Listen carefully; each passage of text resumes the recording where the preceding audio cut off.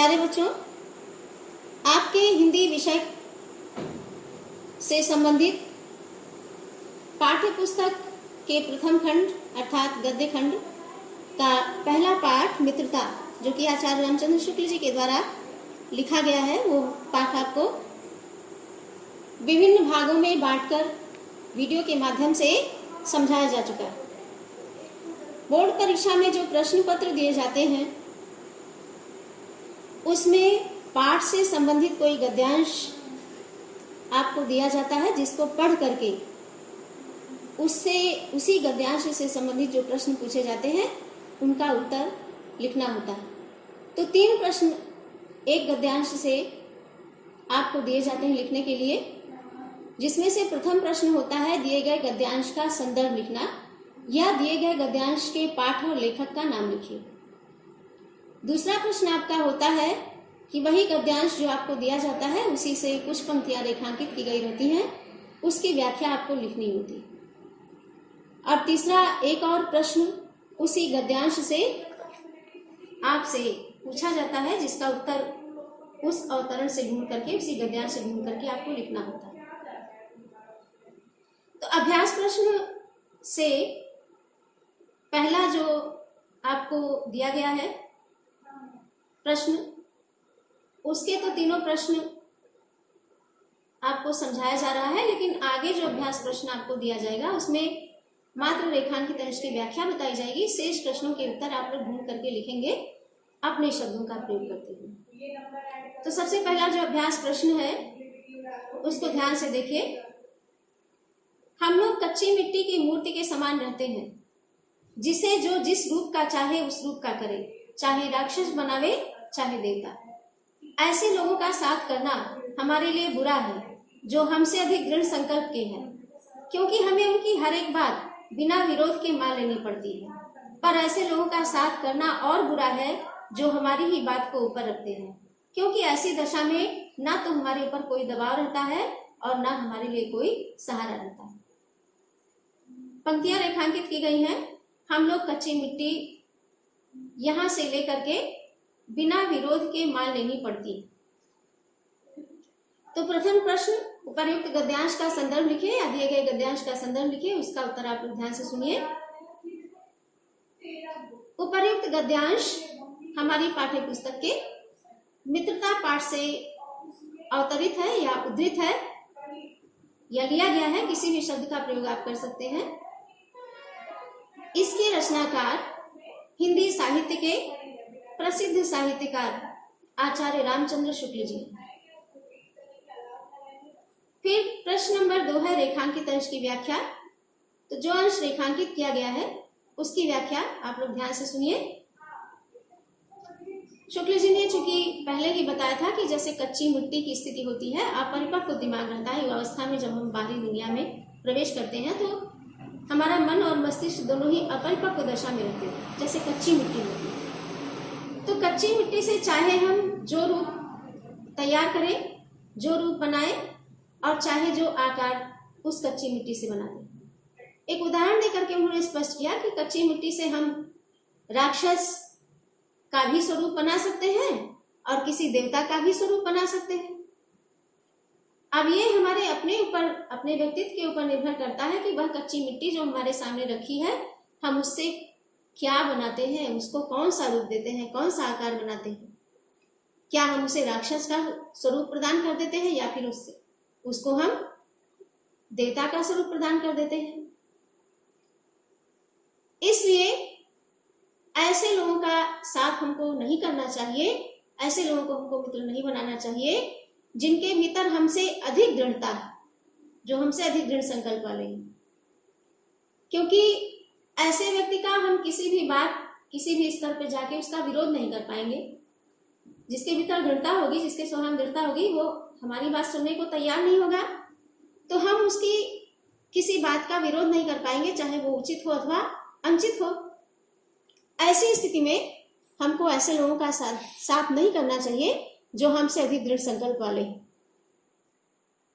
लेकिन साथ ही साथ यह भी बता रहे हैं शुक्ल जी कि हमें ऐसे लोगों का भी जो है साथ नहीं करना चाहिए जो हमारी ही बात को वरीयता दे, हमारी ही बात को ऊपर रखे। लेकिन सबसे अधिक बल उन्होंने इसी बात पर दिया कि हमें ऐसे लोगों का साथ नहीं करना चाहिए, ऐसे को अपना मित्र नहीं बनाना चाहिए जो हमसे अधिक दृढ़ संकल्प वाले हैं, क्योंकि उनकी हर बात हमको बिना विरोध के स्वीकार करनी पड़ेगी और ऐसा करना उचित नहीं है, क्योंकि किसी की भी कोई बात हमको तभी स्वीकार करनी चाहिए जब वह उचित हो। तो जो हमसे अधिक दृढ़ संकल्प वाला रहेगा उसकी अनुचित बात का विरोध हम नहीं कर पाएंगे, इस कारण हमको ऐसे लोगों से मित्रता नहीं करनी चाहिए। तो इस प्रकार से रेखांकित अंश की व्याख्या आपको समझा दी गई। प्रश्न नंबर 3 है, हमें किन लोगों का साथ नहीं करना चाहिए। अवतरण को आप लोग जब पढ़ेंगे देखेंगे स्पष्ट लिखा हुआ है कि हमें ऐसे लोगों का साथ नहीं करना चाहिए जो हमसे अधिक दृढ़ संकल्प वाले, क्योंकि हम उनकी किसी बात का विरोध नहीं कर पाएंगे। तो थोड़ा सा प्रश्न का उत्तर देते समय अपने शब्दों का प्रयोग कर लेना चाहिए। इस प्रकार से एक अवतरण आपको उदाहरण के तौर पर समझाया गया। एक अन्य अवतरण पर ध्यान दीजिए, लेकिन इसके प्रश्नों के उत्तर आपको स्वतः लिखना है। खाली रेखांकित अंश की व्याख्या वह बताई और समझाई जा रही। अभ्यास प्रश्न का जो दूसरा प्रश्न है खा, विश्वासपात्र मित्र से बड़ी भारी रक्षा रहती है, यहां से लेकर के ऐसी ही मित्रता करने का प्रयत्न प्रत्येक पुरुष को करना चाहिए। इसमें देखिए रेखांकित की गई है पंक्ति, विश्वासपात्र मित्र जीवन की एक औषधि है। ध्यान दीजिए आप लोग व्याख्या पे।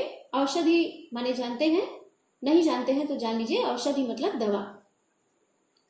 तो जो हमारा विश्वसनीय मित्र है वो वास्तव में किसी औषधि के समान है, दवा के समान।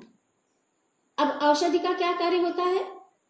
अगर हमारे शरीर में कोई बीमारी है, कोई रोग है, तो वह औषधि, वो दवा क्या करती है? हमारे शरीर को निरोगता प्रदान करती है, रोग मुक्त बना देती है, हमारी बीमारी को दूर कर देती है।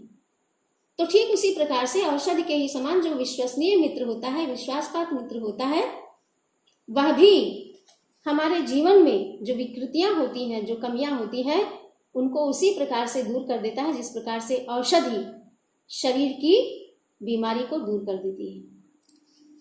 आगे जो पंक्तियां रेखांकित की गई हैं, सच्ची मित्रता में उत्तम से उत्तम वैद्य की सी निपुणता और परख होती है, अच्छी से अच्छी माता का सा धैर्य और कोमलता होती है।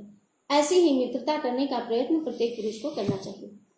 तो इन पंक्तियों में शुक्ल जी ने सच्चे मित्र के गुण बताते हुए कहा है कि किसी सच्चे मित्र में एक श्रेष्ठ वैद्य यानी चिकित्सक के समान कुशलता होती है और परख होती है, यानी पहचानने की क्षमता होती है, परख करने की क्षमता होती है।